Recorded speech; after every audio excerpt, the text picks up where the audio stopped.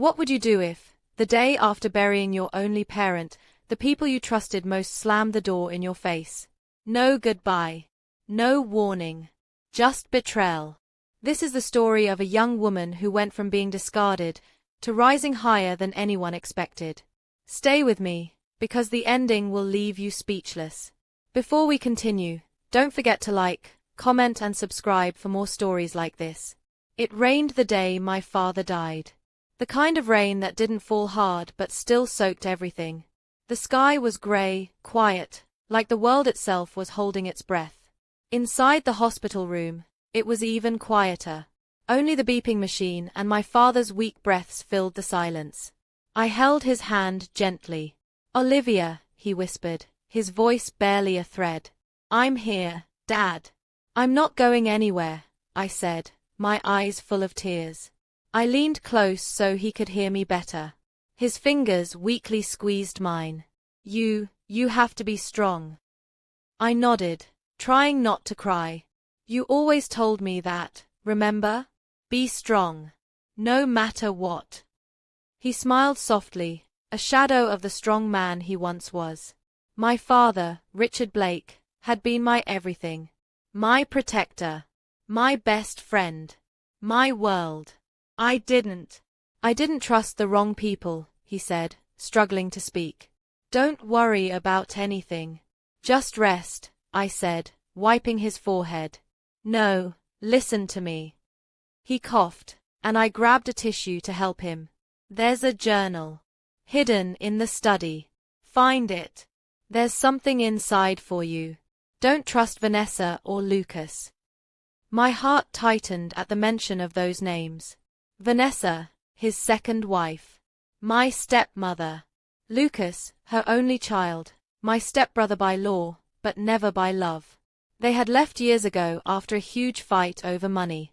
Now, they were suddenly back. Just 3 days before he died. "I promise I'll find it," I whispered. He gave a weak nod, tears slipping from the corners of his eyes. "I love you, baby girl." "I love you more," I whispered, my lips trembling. And then, just like that, the machine gave a long beep. I screamed, "Nurse, please." But I already knew. My world had just ended. The funeral was quick. Too quick. It felt rushed, like someone wanted to get it over with. I wanted time to grieve, to cry beside the man who raised me after my mother died during childbirth. But everything moved like I was just a guest at a stranger's funeral. Vanessa wore all black, but her face had no sadness. Only cold pride. Lucas stood beside her, chewing gum, not even pretending to care. "I'm his daughter," I tried to tell the priest when they asked who would say a final word. Vanessa stepped forward. "She's young. I'll speak." She didn't talk about his kindness, his love, or his sacrifices. She spoke like a stranger who had read about him in a newspaper. I felt like screaming. But I didn't. My father always told me, "Never lower yourself to their level, Olivia." So I stayed quiet.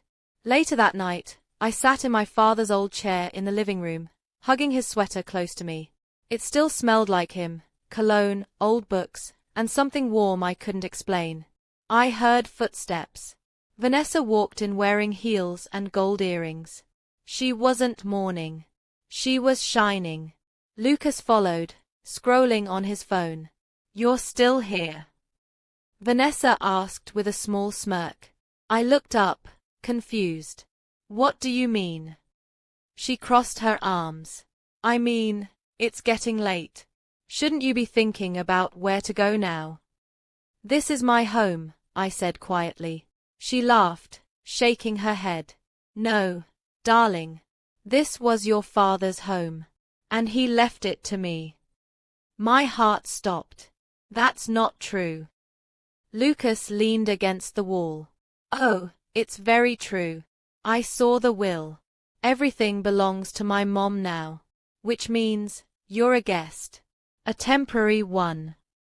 I stood up, still holding the sweater. "No. My dad would never do that. He promised. He told me." Vanessa cut me off. walking toward me slowly. Sweet girl. Life is not about promises.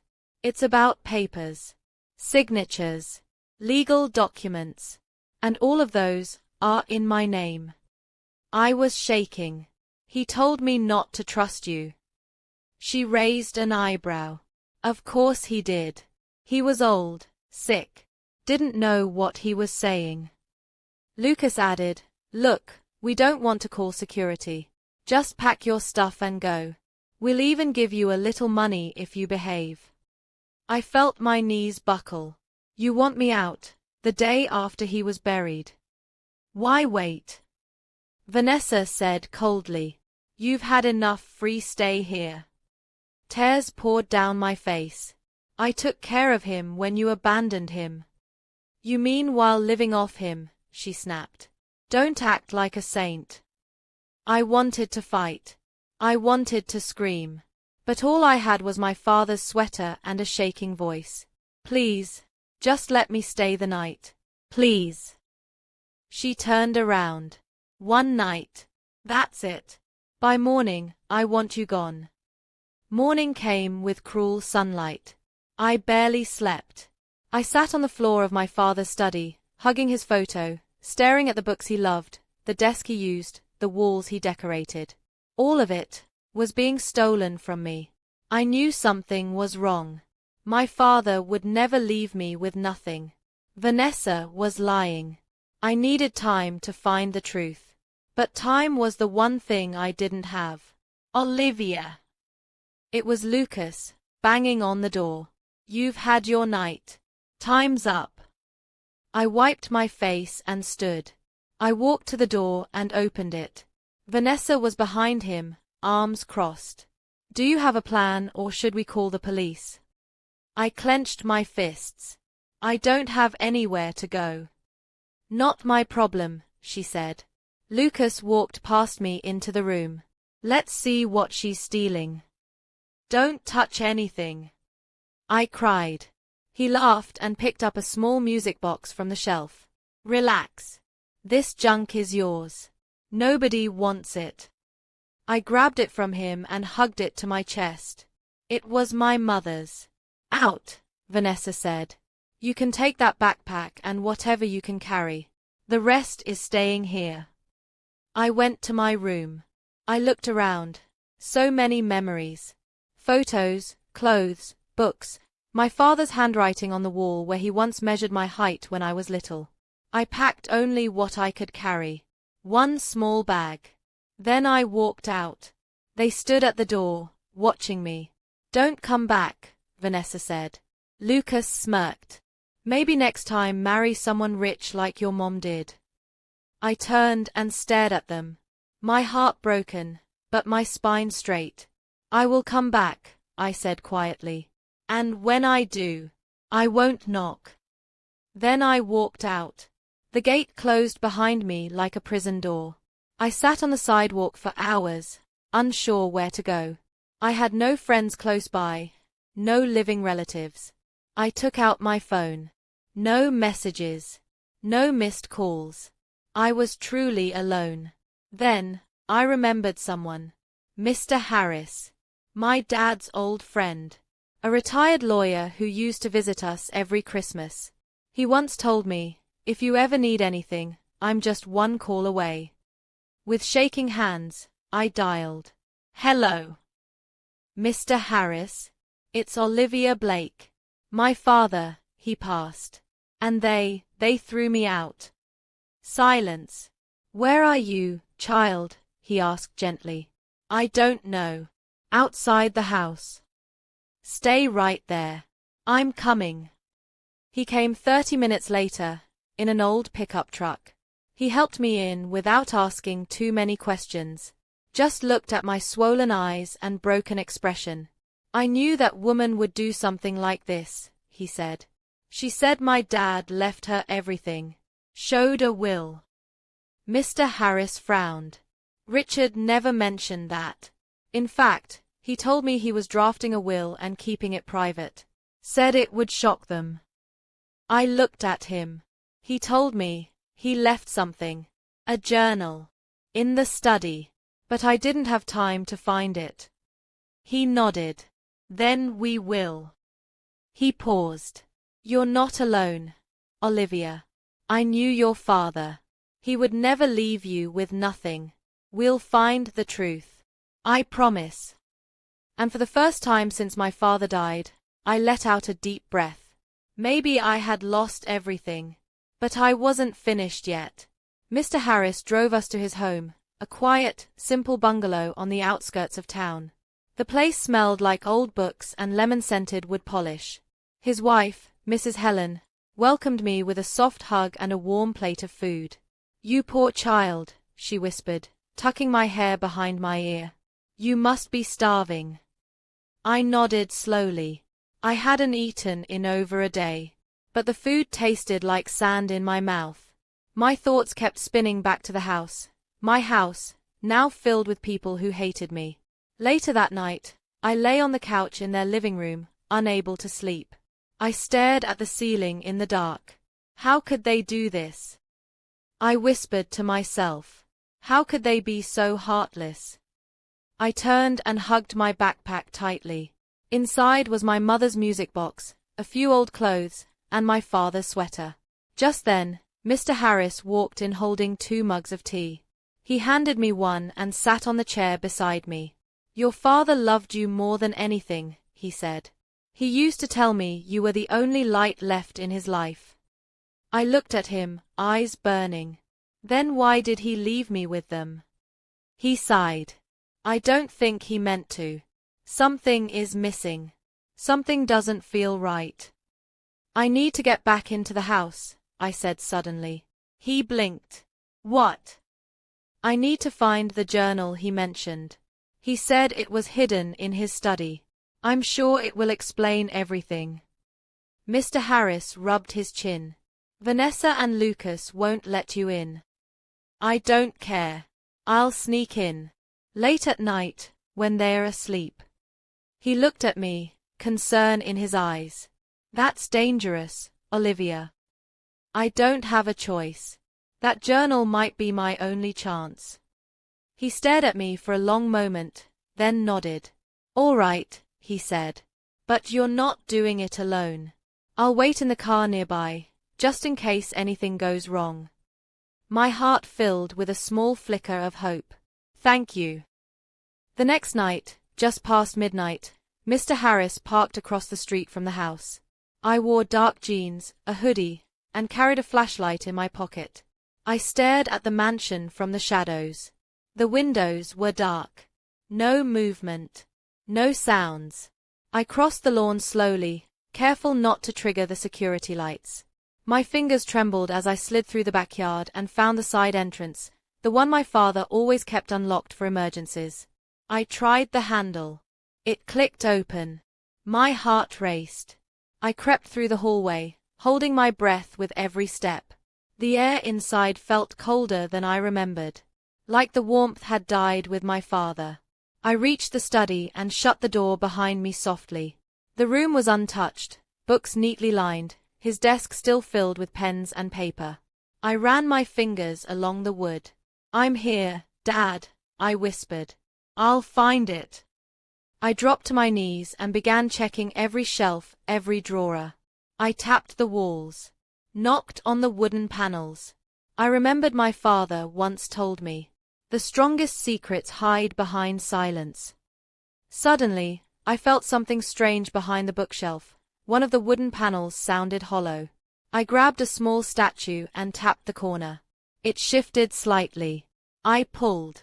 The panel popped open. Inside was a leather-bound journal wrapped in a plastic cover, along with a small velvet pouch and a sealed envelope. My hands trembled as I pulled them out.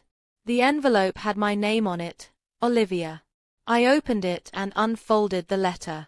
My dearest Olivia, if you're reading this, I'm gone. And I'm sorry you have to find out the truth this way. I never trusted Vanessa and Lucas. But I loved you too much to turn bitter. I knew they'd come back for my money, not for me. That's why I left something behind, something only you would find. Inside the pouch is a key. It opens a safety deposit box at Hamilton Bank, Box number 109. Everything you need is inside that box, including the real will. Don't let them win. You are my daughter, my only family, and my pride. Be brave. Be smart. And never forget, you are stronger than you know. Love always. Dad. Tears streamed down my cheeks as I clutched the letter to my chest. He didn't forget me. He didn't abandon me. He protected me, even in death. I looked inside the pouch and found a small silver key with the bank's logo on it. Then I opened the journal. Inside were detailed entries, tracking money transfers, family betrayals, even notes about Vanessa and Lucas trying to steal from him. He had recorded everything. Suddenly, a floorboard creaked outside the study door. I froze. Voices. I thought I heard something, Lucas whispered. My heart slammed against my ribs. I quickly shoved the journal, letter, and key into my backpack and turned off the light. I crawled behind the curtain near the window and held my breath. The door creaked open. Empty, Vanessa muttered. Maybe we're just hearing things. Footsteps walked back down the hall. I waited 2 full minutes before sliding open the window and slipping out into the night. Mr. Harris's headlights flashed twice. I ran. Mr. Harris looked both shocked and proud when I slid into the car. You found it. I nodded breathlessly, pulling the journal and letter out. He skimmed through the pages, eyes wide. This changes everything, he said. Olivia, this is proof. Not just of the real will, but of fraud, theft, and emotional abuse. We drove to his house in silence, hearts racing with purpose. By morning, Mr. Harris had already called a trusted bank contact to arrange access to the safety deposit box. Are you ready for this? He asked. I have to be. At the bank, the manager looked at the key and led us to a private room. The metal box sat inside a locked compartment. I opened it with trembling hands. Inside was a sealed envelope marked, Official Will, Richard Blake. And beneath it, old photos, account records, and a flash drive. The will was typed, signed, and witnessed legally. It clearly stated, I leave all my assets, including property, accounts, and estate, to my daughter, Olivia Blake.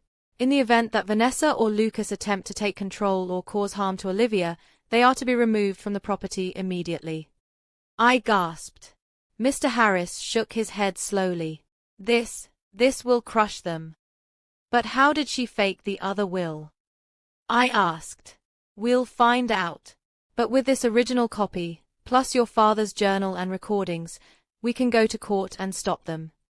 I nodded, my heart pounding. I want to do it. He smiled. Then it's time to fight. That night, back at his house, I opened the journal again. My father had written so much. June 18th. Vanessa tried to force me to sign over the house. I refused. She called me selfish. I worry she'll try again. July 3rd.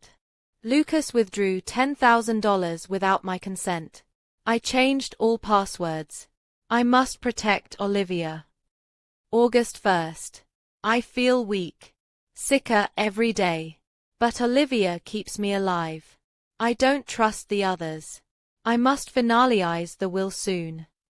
Tears blurred my eyes. He fought for me. Now it was my turn. I closed the book and looked at Mr. Harris. When do we go to court? Tomorrow morning, he said. They'll never. Morning light spilled across Mr. Harris's dining table, but my stomach was in knots. I barely touched the breakfast Mrs. Helen made, eggs, toast, and tea. My hands trembled as I held the official will my father left behind. I still can't believe this is happening, I whispered.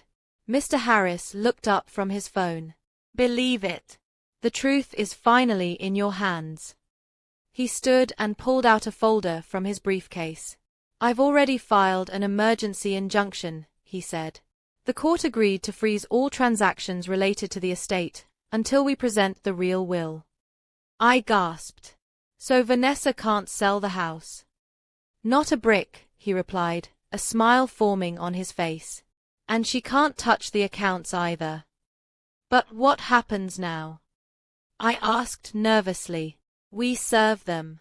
Officially. A knock on the door interrupted us.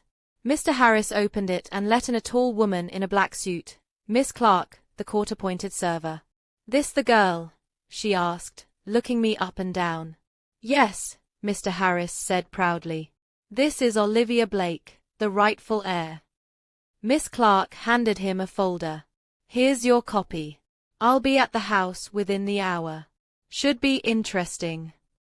That afternoon, I sat with Mr. Harris in his car, parked near the house they stole from me. My heart raced. I spotted Lucas in the driveway, laughing with two of his friends beside a brand new car. Then Miss Clark walked up the driveway, heels clicking like gunshots on the concrete. Lucas turned, confused. Can I help you? She held out the envelope. Court order. For you and your mother.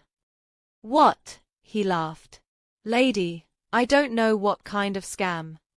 It's not a scam, she said coldly.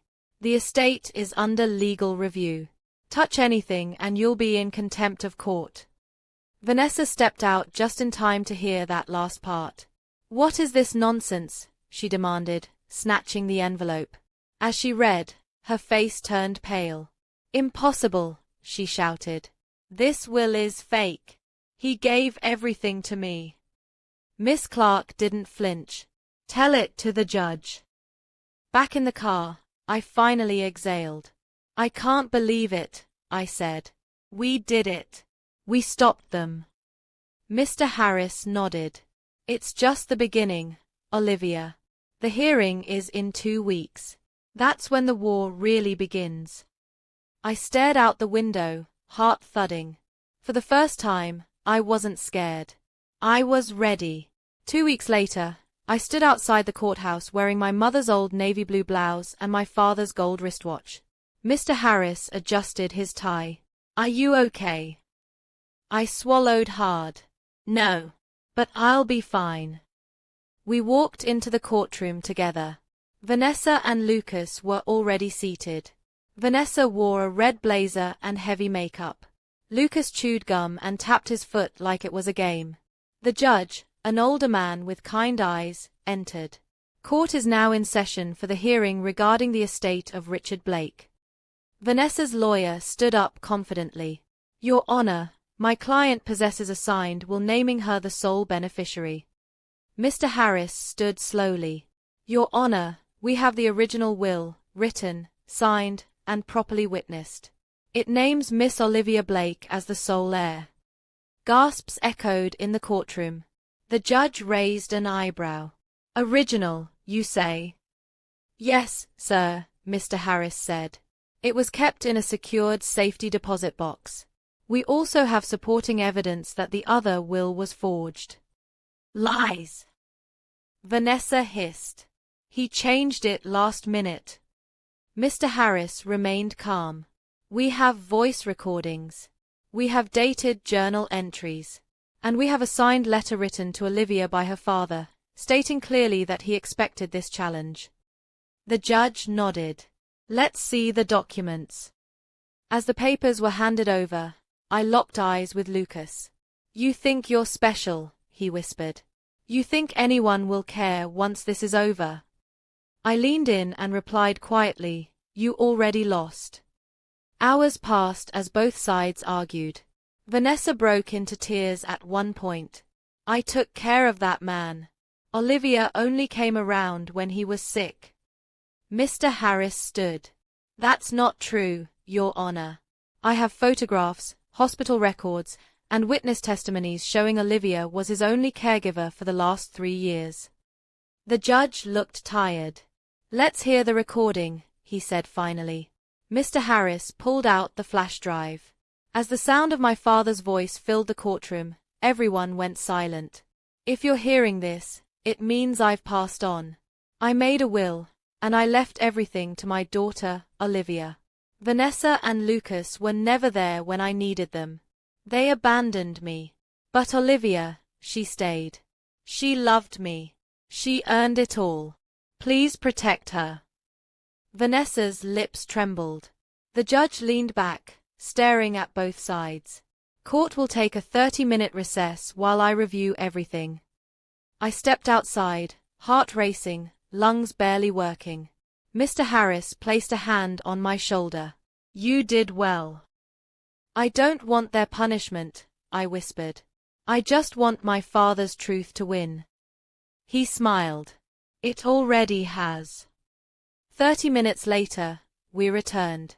The judge adjusted his glasses. This court has reviewed all the submitted evidence. It is my ruling that the original will submitted by Miss Olivia Blake is valid and legally binding. Vanessa gasped loudly. Furthermore, the judge continued, Vanessa Hart and Lucas Hart are hereby ordered to vacate the Blake estate within 5 business days. They are barred from accessing any financial accounts or property tied to Mr. Blake. Any attempt to interfere will result in criminal charges. Lucas jumped up. You can't do this. The bailiff stepped forward. The judge banged his gavel. It is done. Outside the courtroom, I broke into tears. Mr. Harris hugged me gently. It's over, I whispered. It's really over. No, child, he said. It's just beginning. News of the courtroom drama spread like wildfire. By morning, everyone in town was talking about it. Did you hear what Vanessa did? She tried to steal her own stepdaughter's inheritance. Olivia took care of that man till the end. She deserved every bit of it. At the grocery store, on the radio, in church pews, my name was suddenly everywhere. And not as the quiet girl who kept to herself, but as the one who stood up and fought back. I tried to stay hidden at Mr. Harris's home, but the local news reporters still showed up. One of them, a young woman named Rachel Moore, knocked gently on the door one morning. I'm not here to make a mess, she said. I just think people need to hear your side, the real story. Your strength could help a lot of young women who feel powerless. I looked at Mr. Harris. He nodded. Maybe it's time, Olivia. So, I agreed. 2 days later, my story aired on TV. The reporter introduced me as the brave young woman who refused to let injustice bury her father's legacy.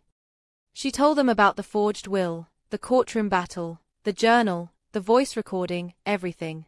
Photos flashed across the screen. Me sitting by my father's hospital bed.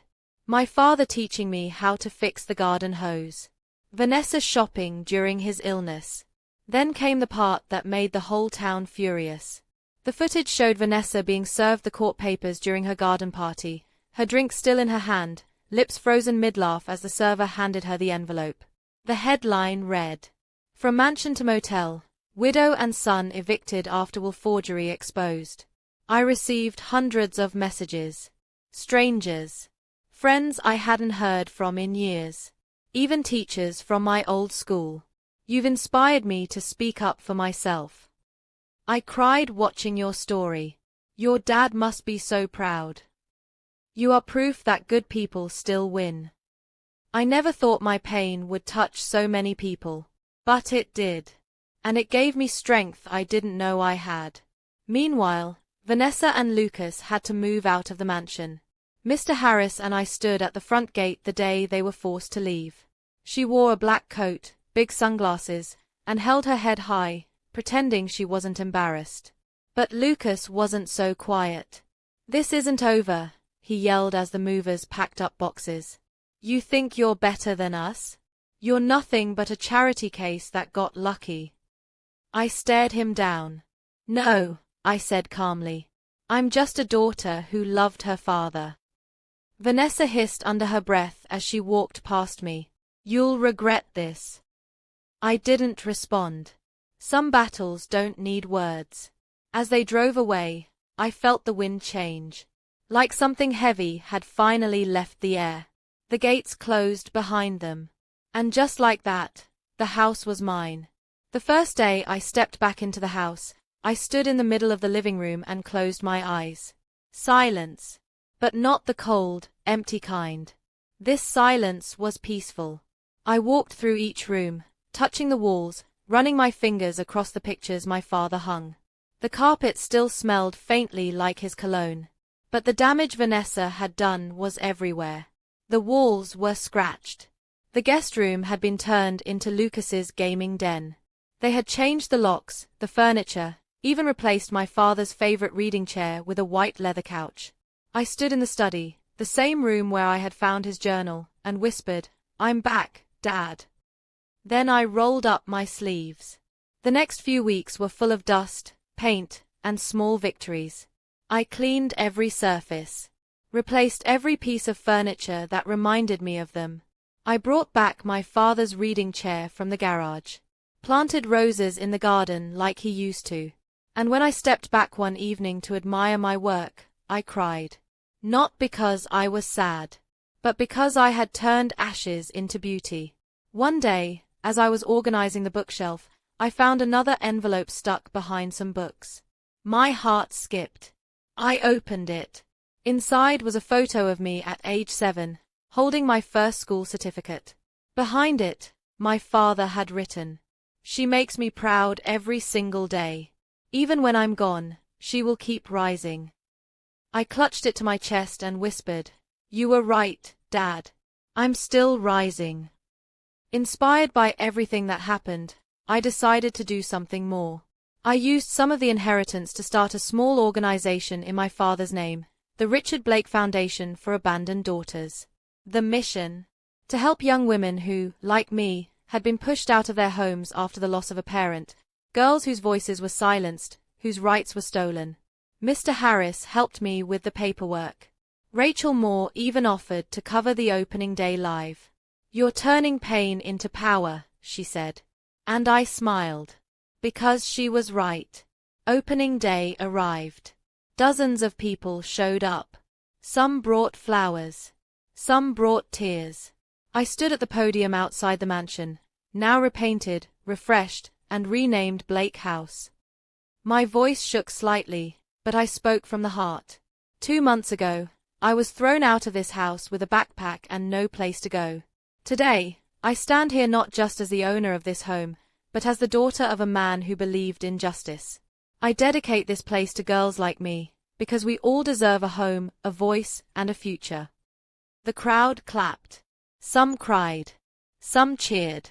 I looked up to the sky and whispered, "This is for you." The mansion no longer felt like a prison. Each day, I added small pieces of my father back into the home.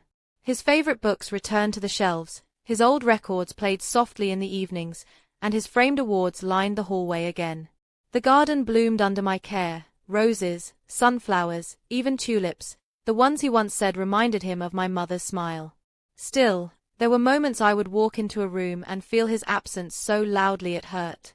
One night, I found myself sitting alone in the study with a cup of tea, the light from the desk lamp casting long shadows on the walls. Then came a knock at the door. It was Rachel Moore, the journalist who covered my story. "Hope I'm not disturbing," she said with a gentle smile. "Not at all," I replied, inviting her in. She looked around in awe. "You've really brought the place back to life." "It wasn't easy," I said. "But I needed to. For me, and for him." We sat on the couch. "I've been following everything," she said. "The foundation is making real waves. Do you realize how many girls you've already helped?" Tears welled up in my eyes. That's all I ever wanted. I never want anyone to feel the way I felt the day they threw me out. She nodded. "I think it's time people heard what happened next. Not just your fight, but your recovery, your rebuilding, your healing." I smiled. "Then let's tell it. Not as revenge, but as a story of hope." Later that week, Rachel's follow-up article was published. She was thrown out after her father's burial. Now she owns the house and helps girls like her. Photos showed the newly restored mansion, now a center for mentorship and support. Inside, girls aged 15 to 25 met with counselors, learned about property rights, financial literacy, and healing from trauma. One quote from me stood out. "You can break a person's heart, but you can't bury their strength." My father taught me that. Then something unexpected happened. I received a letter. Handwritten. From Lucas. Olivia. I don't expect you to forgive me. I wouldn't forgive me. But I wanted to say I'm sorry. I hated you because you had what I didn't, real love. I hope you keep building something beautiful. I won't bother you again. There was no return address. Just his name. I folded the letter and placed it in my father's journal. Closure. 1 year later. The mansion was now known all over the country as Blake House, a home for lost daughters. I stood on stage at our first annual fundraiser gala, dressed in a flowing emerald green gown, my father's watch still on my wrist. The room was filled with over 200 people, donors, supporters, mentors, and young women we'd helped. I took a deep breath and stepped up to the microphone. I used to think the worst thing that ever happened to me was losing my father. But the real loss came the day I was thrown out of his house. I thought I lost everything. But what I didn't know was, he had left something inside me they couldn't steal. His strength. His heart. His name. And now, that name, Blake, will stand for something bigger than revenge. It will stand for rescue. For healing. For rebirth. The crowd rose in a standing ovation. In the front row, Mr. Harris clapped with pride, tears in his eyes. Beside him, Mrs. Helen held a hand to her chest. After the event, I stood in the garden alone. The stars blinked above. I whispered, I hope I've made you proud, Dad. And in that moment, I felt it. The peace. The full circle. The ashes of my heartbreak had become the roots of something unshakable. I wasn't just the girl they threw out. I was the woman who came back. The daughter who rose. They tried to throw me away, but my father had planted something in me they couldn't bury. If this story moved you, hit the like button and share it with someone who needs to be reminded of their strength. Drop a comment below. What would you do if your own family turned their back on you after a loss? And don't forget to subscribe, because we're bringing you even more true stories that prove pain doesn't have the final word, resilience does.